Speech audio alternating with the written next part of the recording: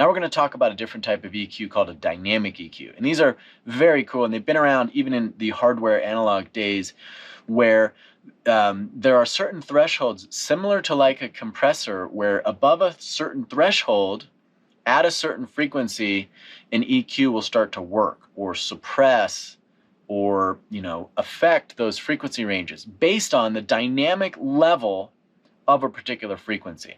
So let's talk a little bit more about this. And I've pulled up my favorite plugin that I go to for dynamic types of EQ, and that is a plugin by Oak Sound called Soothe, and this is version 2. But this is an awesome plugin, and it's used for lots of different applications that we'll talk about throughout the course. But very quickly, a dynamic EQ in general sense is any EQ that aims at a certain frequency, a frequency selection, but then uses some dynamics or some level thresholds that then activate that EQ.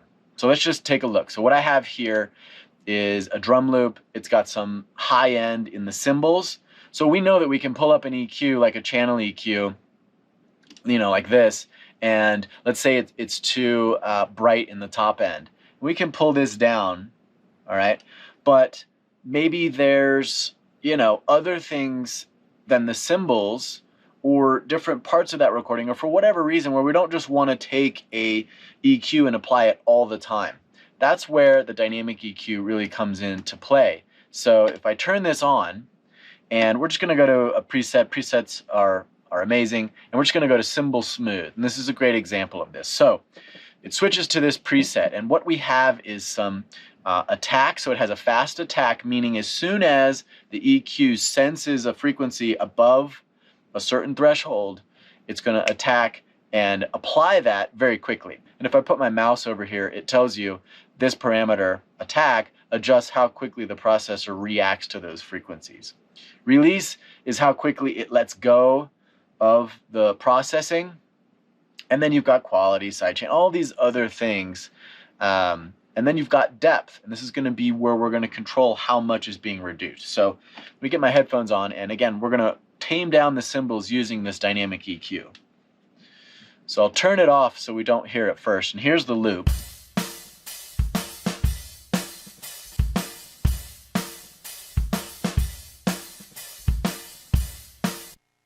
So when the plugin is on, you can see those frequencies within this band, and I can grab this and I can change the frequency ranges that are being affected.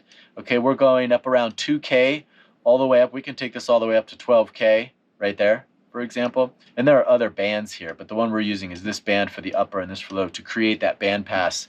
And all that band pass is doing, it's not filtering like we saw in the band pass earlier.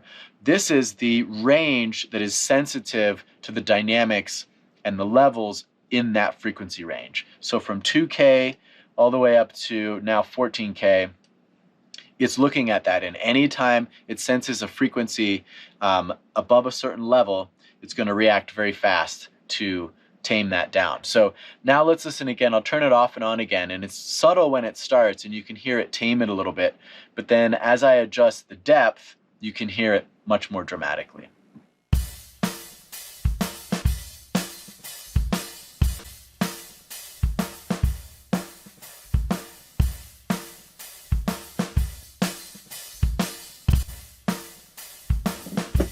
So you can hear it really soften those high frequencies in the cymbals, and we really heard it as we turned the depth up. So this is a fantastic plugin. It's good for things that you might in your mix, maybe it's very brittle or there's a hi-hat that sounds good, so you want to maintain a lot of the main presence, but maybe tame just a little bit that shrill top end.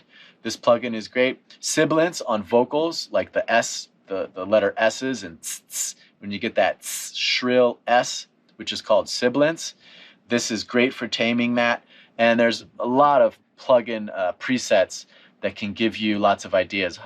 Harsh hi-hat, thinning a guitar, all these great presets. So this is a dynamic EQ responding to frequencies in a certain range above a certain threshold.